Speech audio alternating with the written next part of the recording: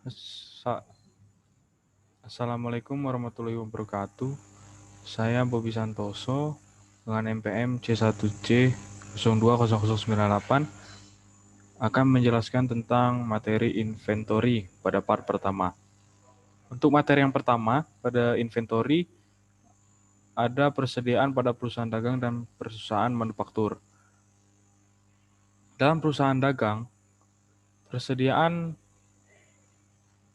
barang dagangan merupakan barang yang dibeli oleh perusahaan untuk dijual kembali tanpa mengutak-atik atau mengubah bentuk barang tersebut. Jadi, ketika kita membeli barang, kita langsung menjualnya tanpa merubah bentuk dari barang tersebut.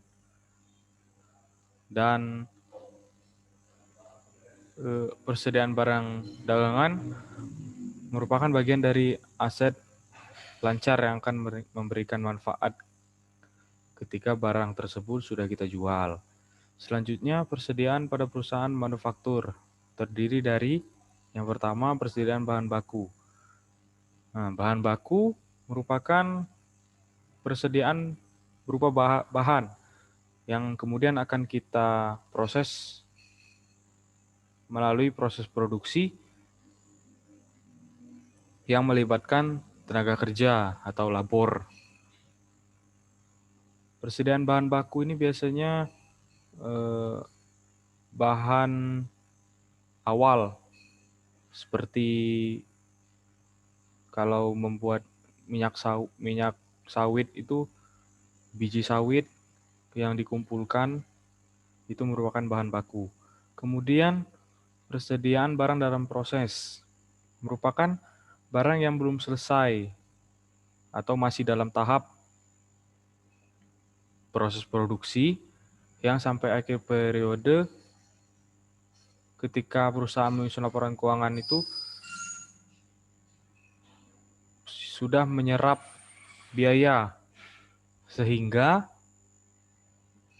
pada periode berikutnya pekerjaannya akan dilanjutkan dan menyerap biaya produksi lagi. Seperti biji sawit tadi yang sudah diproses menghasilkan minyak-minyak yang belum jadi atau masih setengah jadi. Kemudian akan dilanjutkan pada periode berikutnya. Kemudian persediaan barang jadi. Barang jadi ini merupakan barang yang sudah selesai dari tahap proses produksi dan kemudian akan dijual dan diserahkan kepada para pembeli. Seperti minyak sawit tadi, minyak yang sudah jadi, yang sudah dihasilkan dan diproses melalui penyaringan di dalam mesin-mesin akan dibungkus dan diserahkan kepada pembeli. Nah, ketiga jenis persediaan ini akan dilaporkan pada laporan posisi keuangan atau laporan neraca. Selanjutnya, penentuan kuantitas unit barang dagangan. Ini merupakan materi kedua. Penentuan kuantitas barang dagangan adalah menentukan jumlah unit yang masih tersisa pada setiap akhir periode. Cara penentuan ini tergantung dari sistem atau cara pencatatan yang digunakan oleh perusahaan. Jika pada sistem perpetual, pencatatan akan menggunakan kartu persediaan dan setiap barang yang masuk dan keluar akan diupdate pada kartu persediaan tersebut. Kemudian barang yang tersisa pun dapat dilihat dari kartu persediaan.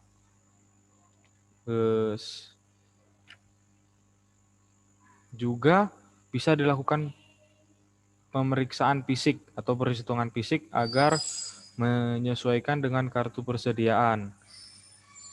Pemeriksaan fisik ini berlaku untuk barang-barang yang mudah pecah atau barang yang mudah dicuri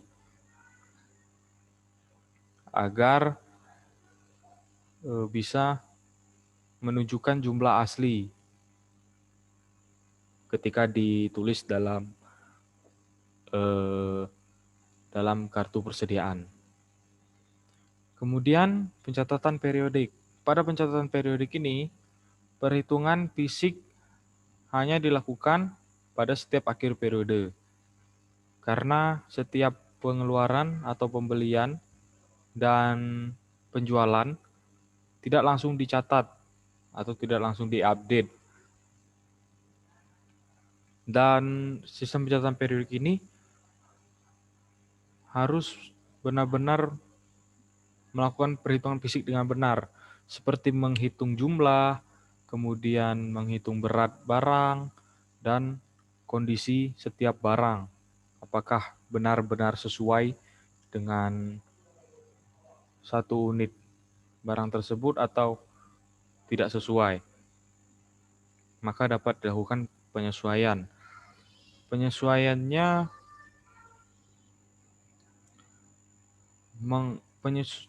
dibuat jurnal penyesuaian pada laporan periodik ini dengan menghapus persediaan awal, kemudian memunculkan persediaan akhir setiap akhir periode. Kemudian yang ketiga, permasalahan dalam penentuan kuantitas persediaan. Pengakuan atas kepemilikan barang dalam pengiriman. Masalah ini muncul karena adanya barang yang masih dalam perjalanan. Barang yang masih dalam perjalanan yang kita beli pada akhir periode. Tapi barang tersebut belum sampai ketika kita membelinya. Nah, menjadi permasalahannya adalah apakah barang ini akan dihitung milik perusahaan atau tidak. Maka tergantung dari dua syarat kesepakatan antara penjual dan pembeli yang mempengaruhi kapan peralihan kepemilikan barang tersebut. Syarat yang pertama ada FOB shipping point. Di sini kepemilikan barang sudah beralih sejak di gudang penjual. Dan yang menanggung beban angkut adalah pembeli.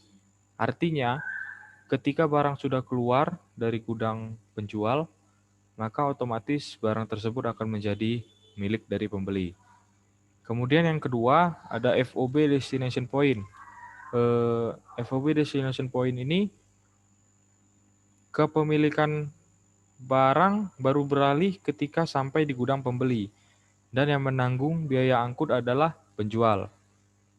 Nah, maksudnya di sini adalah ketika barang tersebut dibeli dari gudang penjual, maka barang tersebut belum dianggap sebagai barang pembeli atau dari barang yang membeli dari orang yang membeli tersebut, karena di sini berlaku bahwa barang akan berpindah ke pemilikan ketika sudah sampai di gudangnya pembeli. Kemudian ada ilustrasi di sini seperti yang saya jelaskan tadi, ilustrasinya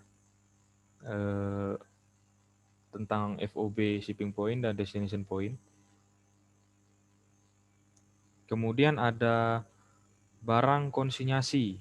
Barang konsinyasi ini merupakan barang titipan.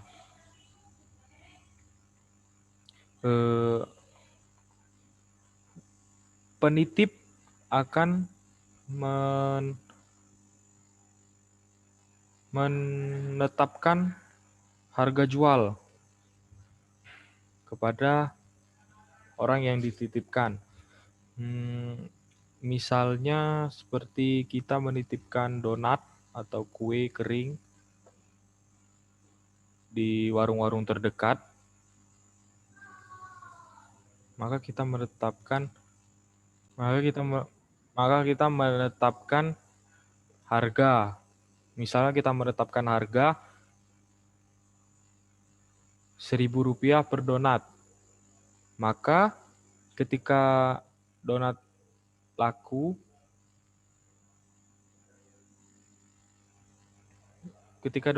kita hanya mengambil 800 untuk diberikan kepada kita, dan 200-nya merupakan keuntungan bagi warung yang dititipkan tersebut.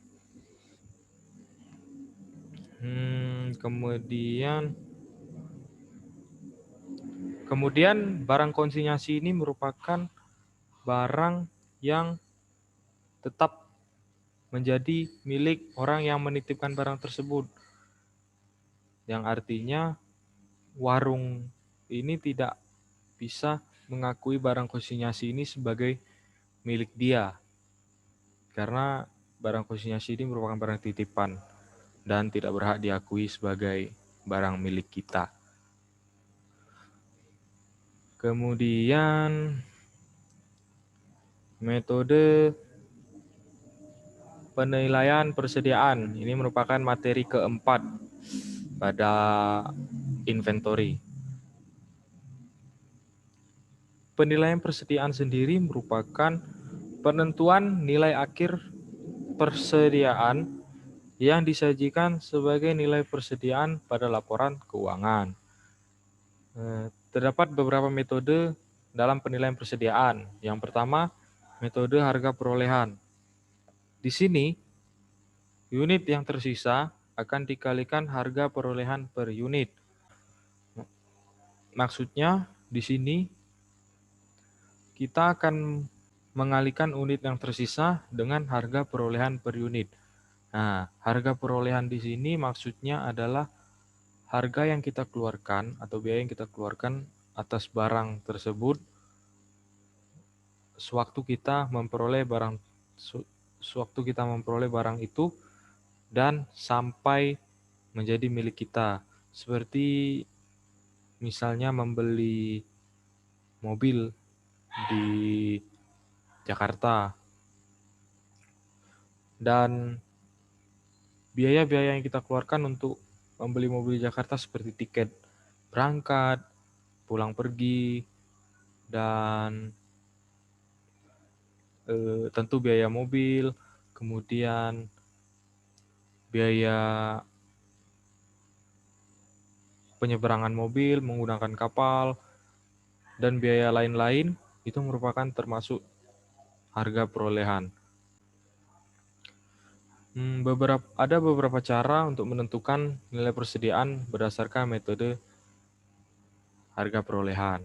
Yang pertama, identifikasi khusus. Identifikasi khusus ini hanya berlaku pada jenis barang tertentu, yaitu barang yang memiliki ciri-ciri yang berbeda. Seperti misalnya membeli mobil, setiap mobil akan memiliki kode-kode yang tertera pada mesinnya. Kode-kode ini akan berbeda pada setiap mobil. Nah, ketika ada barang-barang seperti ini, maka metode identifikasi khusus ini akan berlaku. Kemudian cara menghitungnya yaitu dengan melihat langsung kode-kode yang tertera pada mesin-mesin mobil tersebut dan langsung menghitung satu persatu.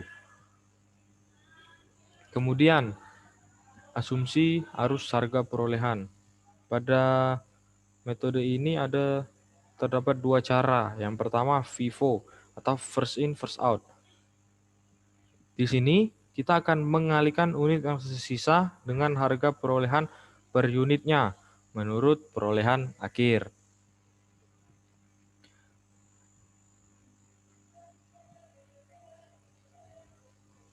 Di sini kita akan menghitung persediaan akhir